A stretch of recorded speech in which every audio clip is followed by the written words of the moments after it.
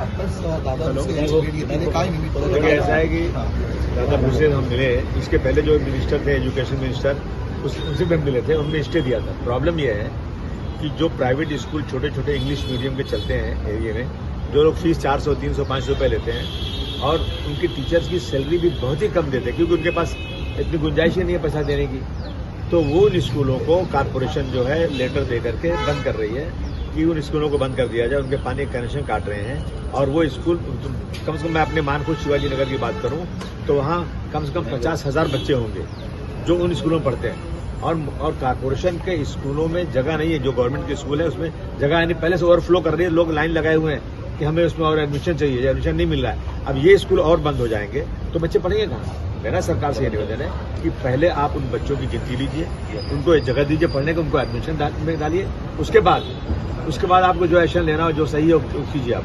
लेकिन इस तरह से पुराने स्कूल चल रहे हैं, कितने हजार टीचर बेकार हो जाएंगे, कितने बच्चे बेकार हो जाएंगे। इन चीजों को बगैर सोचे समझे इस तरह से भेजना और उन पे केस करना, पुलिस भेजना, स्कूल बंद करा देना, ये मैं समझता हूँ बिल्कुल ठीक नहीं। पर अनधिकृतपणे ज्या सगळ्या शाळा आहेत त्याच्यावर खरं तर ही कारवाई होताना पाहायला मिळते, त्यामुळे अनधिकृत शाळांना बचाव करणं हे अनधिकृत शाला कैसे बोल सकते हैं आप?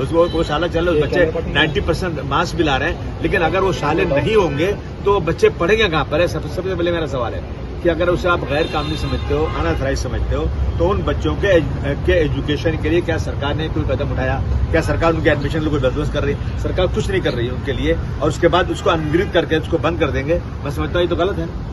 सर आता काय आश्वासन दिलेलं आहे का शिक्षकों हम देखते हैं, बात करेंगे, बताएंगे उनको। मैं कल इनको लाके देने वाला हूँ कि मेरे यहाँ जो आप कह रहे हैं कि बहुत जगह है, मैं देता हूँ हर स्कूल ओवरफ्लो है, उसके बाद कितने बच्चे पढ़ते हैं उन स्कूलों में वो पूरी सिच्युएशन का मैं लिख के इनको देने वाला हूँ। दुसऱ्या शाळा मिळाला नाही तर या ही मुलं शाळाबाह्य होण्याची भीती आहे का?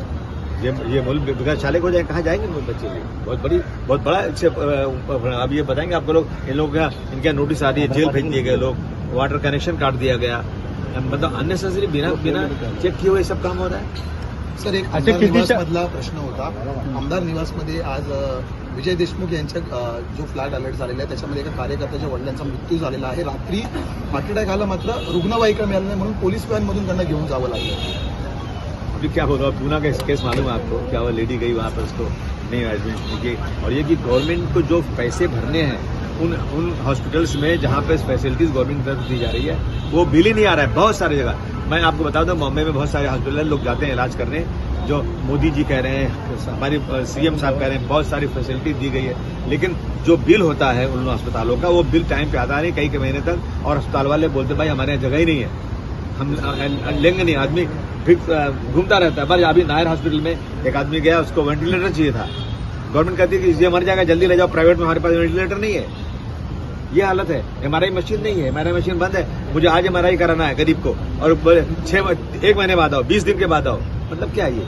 कुछ हुए नहीं। ये सिर्फ और मीडिया में बोल देना कि हम सब फैसिलिटी दे रहे हैं और जमीन पे कोई फैसिलिटी नहीं। 100% पण सर आता आमदार निवास जे जवळजवळ इमारती आहेत या ठिकाणी रुग्णवाहिकेची व्यवस्था करण्याची मागणी होनी चाहिए। उसके अंदर भी हमेशा 24 घंटे का उसको रहना चाहिए। एमएलएज वहाँ पर है, लोग आते हैं वहाँ पर, तो वो बंदोबस्त होना चाहिए।